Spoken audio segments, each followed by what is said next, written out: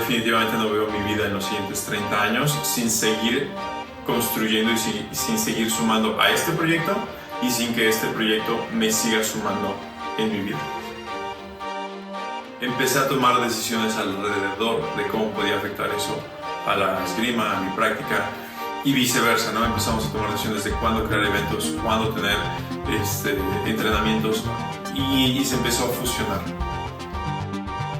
Definitivamente sé que no estaría en donde estoy hoy si no hubiese sido por esas decisiones y sé que no habría tenido la mayor parte de mis experiencias de vida si no hubiese sido por Krieger. Krieger es cuál es mi vida, ¿no?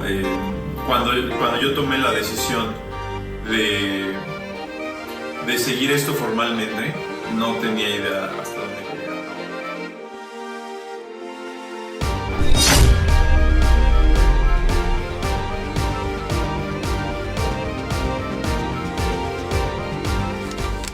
Más o menos cuando yo empezaba, empecé yendo a festivales medievales, que era lo único que conocíamos aquí en México.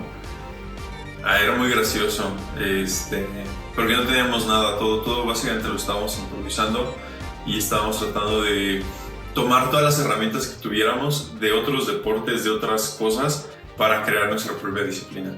Empezamos, por ejemplo, practicando con espadas de madera, lo cual es histórico, pero después para empezar a hacer combate, como la espada de madera era muy peligrosa y no teníamos espadas de acero, usábamos shinais, que son espadas de bambú japonesas, y les poníamos guardias de madera para que tuvieran la forma de una espada. Utilizamos caretas de esgrima, lo cual seguimos haciendo, pero las combinabas con equipo de hockey, con guantes de lacrosse, entonces nos veíamos así como un soldadito así súper combinado, diferentes cosas. Y pues la mayoría de nosotros no teníamos mucha experiencia, íbamos empezando. Entonces, si tú comparas lo que se hacía hace 15 años en el país con lo que se hace ahora, es completamente diferente. Y cuando pienso en ello en retrospectiva, pues también es muy gracioso. Porque además otra cosa que se hacía es que muchos de nosotros todavía estábamos en la recreación histórica, todavía íbamos a festivales medievales y no había una línea clara que dividiera ambas cosas. Entonces de repente llegaba gente como disfrazada de caballero, o traía media armadura, o traía cosas que simulaban ser armaduras, porque pues quería vivir esta fantasía de que era un caballero peleando, ¿no? Después de un tiempo separamos y ahora ya hay como un equipo muy estandarizado, pero cuando lo piensas hacia atrás es bastante gracioso.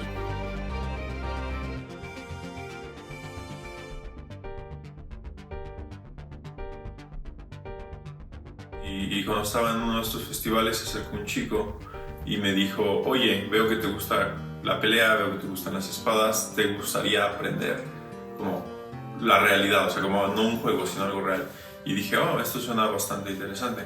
Entonces me invitó a un taller con un maestro que iba a venir de Estados Unidos, que se llama Scott Brown, que todavía trabaja, está en Miami, si no mal recuerdo. Y vino Scott Brown a la Ciudad de México, estábamos 10 personas nada más de todo el país. La mayoría era la primera vez que íbamos a practicar como un sistema marcial real utilizando espadas europeas. Y durante todo ese fin de semana Scott Brown nos enseñó como qué son los tratados históricos, cómo son las competencias en Europa, cómo estudiar y como técnicas básicas de combate con espadas. Entonces fue ese taller lo que nos introdujo, no solo a mí, sino a muchos aquí en el país, a lo que era la esgrima histórica y cómo lo estaban practicando en Europa en ese momento. HEMA es una abreviación de Historical European Martial Arts, que es un neologismo o una palabra nueva que se creó para referirse a todas las artes marciales que se practicaban en la Edad Media y que hemos comenzado a reconstruir a partir de más o menos los 2000. Después del taller con Scott Brown, yo ya tenía un grupo, ya teníamos como esta intención de empezar a practicar formalmente como pudiéramos. Ya sabíamos relativamente algunas cosas sobre los tratados medievales, ya los empezábamos a investigar, ya los empezamos a leer, pero realmente no teníamos una idea de cómo reconstruir estos sistemas. Entonces viene Scott Brown, nos empieza a hablar de cómo todo es diferente a lo que nos imaginábamos, especialmente en mi cabeza. Especialmente él era muy diferente a lo que yo esperaba que fuera. Entonces eso me abre los ojos y me hace darme cuenta que esto era mucho más grande y mucho más serio de lo que yo pensaba.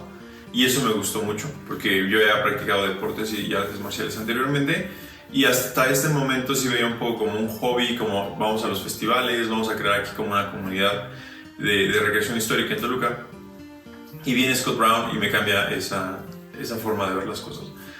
El segundo punto es al año siguiente que hago mi primer viaje a Europa.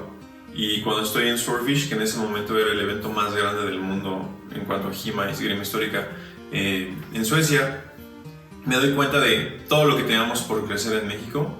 Y yo digo, yo quiero tener esto en México. Yo quiero construir una comunidad que sea similar a esto en México. Yo quiero construir eventos que sean como estos en México. Y regreso ya con esta visión. Esto es básicamente 2 años después de haber empezado el grupo. Y empezamos el encuentro de artes marciales europeas. Y más que eso, busqué la forma de formalizar la práctica aquí en Krieger, ¿no? Tener un lugar donde entrenar, tener un equipo estandarizado, empezar a traer espadas de práctica propias desde Europa, todo, ¿no? Fue toda una revolución a partir de ese segundo año.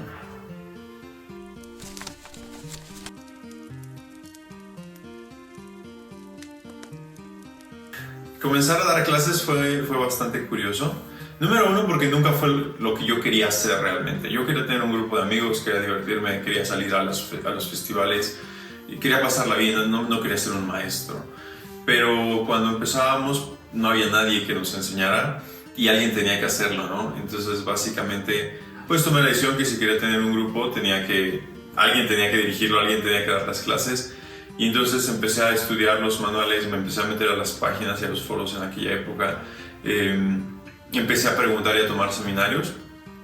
Y después juntamos un grupo de chicos con los que empezamos a entrenar. Y al inicio éramos como un grupo de amigos y pues el que estaba tomándose el tiempo para dar la clase, para estudiar la clase era yo. Y pues fue empezar a dar lo poco que yo sabía, lo poco que yo había aprendido con Scott Brown, lo que yo había empezado a entender de los tratados. Y siempre me río un poco de esto porque mis primeras interpretaciones de los tratados, si las viera ahora yo, pues obviamente me reiría de mí mismo porque estaban muy lejos de lo que ahora sabemos que es lo que los maestros nos querían enseñar. Pero fue toda una aventura y es algo que me ha enseñado muchísimo porque de aprender a enseñar he aprendido muchísimo.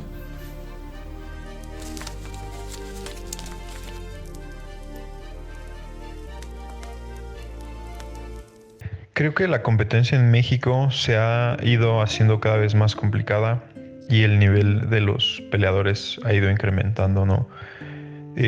Una historia graciosa es cuando terminó el tercer torneo nacional. En aquel año yo perdí las semifinales y quedé en cuarto lugar finalmente, ¿no? Pero me sentía bastante seguro del trabajo que había estado haciendo y me tocó viajar por primera vez a Europa. Y yo llegué como confiado de que me había ido muy bien en México.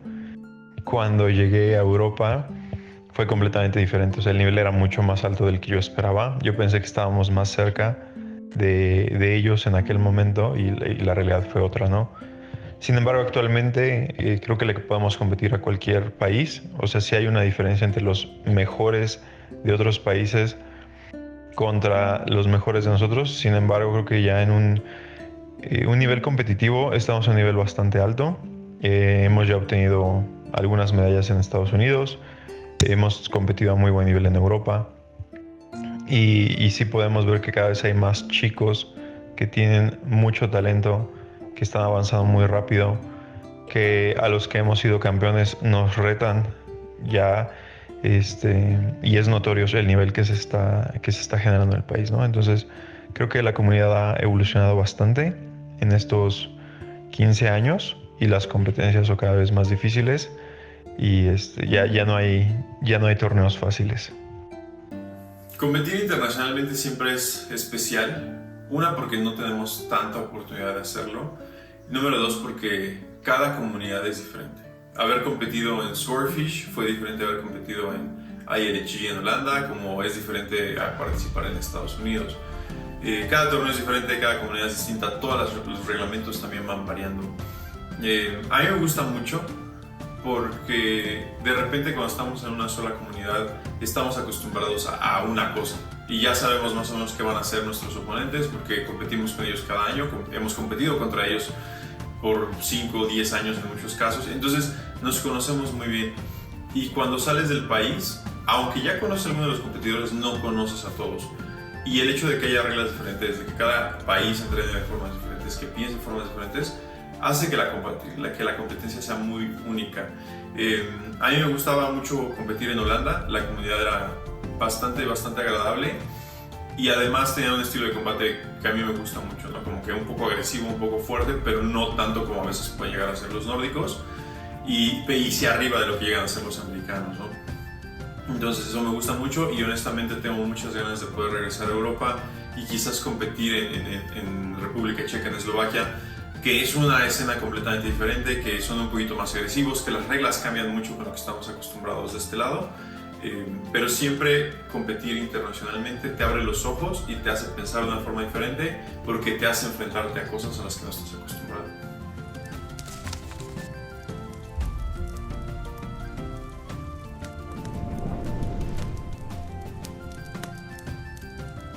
Hemos tenido muchos desafíos. El primero y más importante al inicio fue a crear un grupo formal. Dejar de verlo como un juego y convencer a la gente que estaban practicando una disciplina formal y después convencer a la gente a nuestro alrededor que estábamos practicando una disciplina formal, ¿no? Muchas veces nos decían, ya te vas a ir a hacer eso de las espadas, o ¿por qué te gusta jugar a las espaditas? Como que recibíamos este tipo de preguntas y obviamente era muy difícil conseguir espacios para hacer los eventos, para hacer los torneos. Entonces, dar ese paso a la formalización primero con nosotros y después con otras comunidades fue bastante complicado. Después sostener una academia, porque no es lo mismo tener un grupo de amigos que se reúnen a entrenar y cada uno va viendo como si compra su equipo, qué tanto tiempo le dedica a la práctica, allá construir una marca y construir una academia formal y reconocida. Fue complicado, ¿no? Porque durante muchos años peregrinamos de un lugar a otro simplemente porque no teníamos la capacidad de pagar las rentas o porque los lugares se hacían muy pequeños o diferentes circunstancias nos estuvieron obligando a movernos de un lugar a otro casi una vez por año durante 5 años más o menos. Hasta que finalmente logramos encontrar un lugar que era suficientemente grande, que estaba bien ubicado, que no era tan cara la renta y que nos permitió como consolidar ya nuestra academia durante muchos años. Y después vino otro reto, que fue perder ese lugar. Ese lugar fue destruido por una tormenta y nos tomó algunos meses el encontrar otro lugar que tuviera características similares y afortunadamente lo encontramos y ahí seguimos, pero creo que retos ha habido muchos, casi cada año tenemos uno diferente porque además es otra cosa de nuestra filosofía, ¿no? Un poco esta idea de live to rise es que no nos queremos quedar en el mismo lugar en el que estamos, sino que vivir es este reto de seguir subiendo, de seguir mejorando, ¿no? Entonces cada año viene con retos nuevos. Este año tenemos el reto de consolidar muchos de los proyectos que hemos construido durante muchos años y el siguiente año tenemos el reto de seguir creciendo hacia otras ciudades.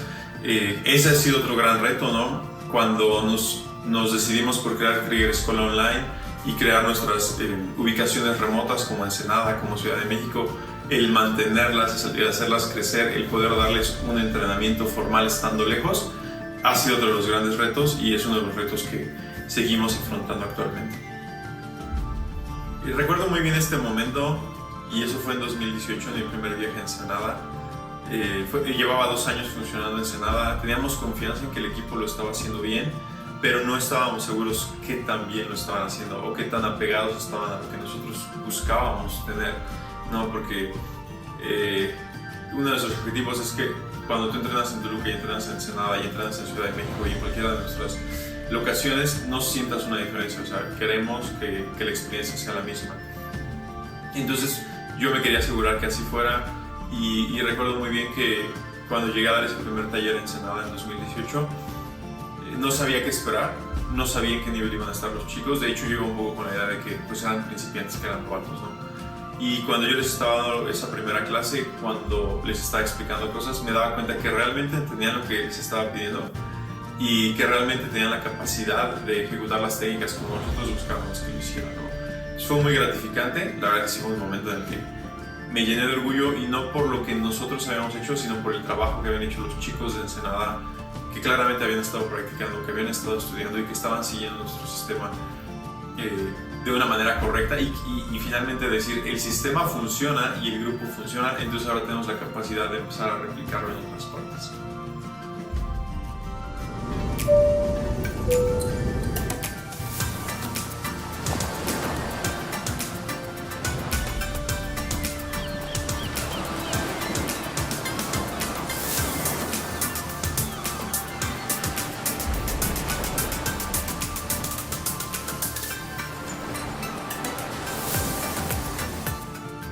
Arturo lo conocí alrededor del año 2009.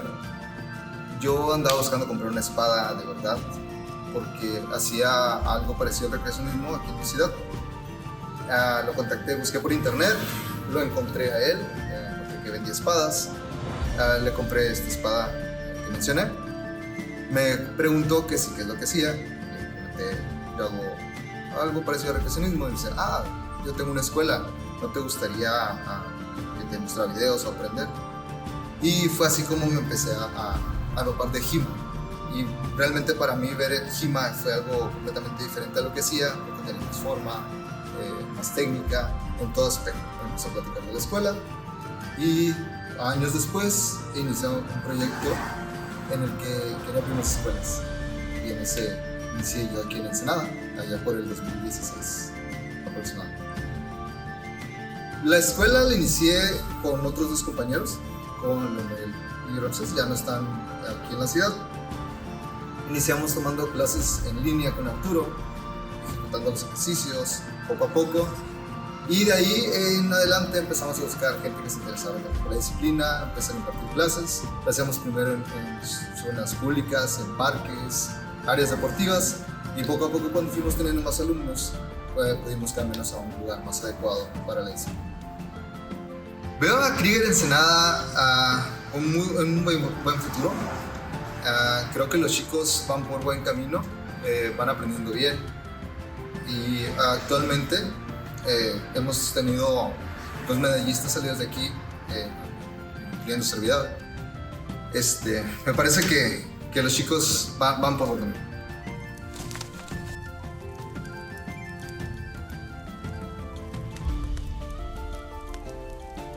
Un par de planes, de objetivos que queremos lograr en los siguientes años. El primero, como dije, fue consolidar lo que ya tenemos. Tenemos Krieger School Online y estamos buscando generar más contenido que sea accesible para más gente que quiera aprender esgrima histórica. En este momento en México tenemos academias en prácticamente cualquier ciudad importante del centro y hacia el norte, por lo menos el centro y el Bajío, ¿no? En Baja California las 3 ciudades mayores lo tienen: Mexicali, Tijuana, Ensenada, Guadalajara, San Luis, León, etcétera, Querétaro. Pero hay muchos lugares en los cuales todavía no se puede practicar esgrima histórica. El mismo fenómeno lo vemos hacia Latinoamérica. Empieza a haber grupos en países como Colombia, hay una comunidad muy grande en Argentina, en Chile, pero hay muchos países hispanohablantes que aún no tienen ese acceso y no hay tantas academias. Entonces, nuestra intención con Krieger School Online es crear este contenido que sea accesible para todas estas personas y que puedan comenzar a entrenar aun cuando no hay un grupo cerca de ellos. Otro de los objetivos que tenemos es seguir expandiéndonos. Eso nos los detuvo un poco la pandemia, obviamente. Ya teníamos proyectadas varias academias, además de las que ya hemos mencionado en Ensenada y Ciudad de México. Nuestra visión es poder abrir un par de ciudades más. Tenemos los ojos puestos en Monterrey en este momento. Esperamos que se pueda hacer pronto y pues abrir un par de academias más aquí en México. Esas son las 2 grandes visiones que tenemos para los siguientes 5 años. No, creo que definitivamente hay una vida antes y después de Krieger para mí, y en este momento es muy difícil poder visualizar una vida después de Krieger, porque no es como que seamos uno mismo. Sí, hemos buscado mucho que Krieger y yo no seamos la misma cosa, sino que puedan existir de manera separada, pero definitivamente no veo mi vida en los siguientes 30 años sin seguir construyendo y sin seguir sumando a este proyecto y sin que este proyecto me siga sumando en mi vida.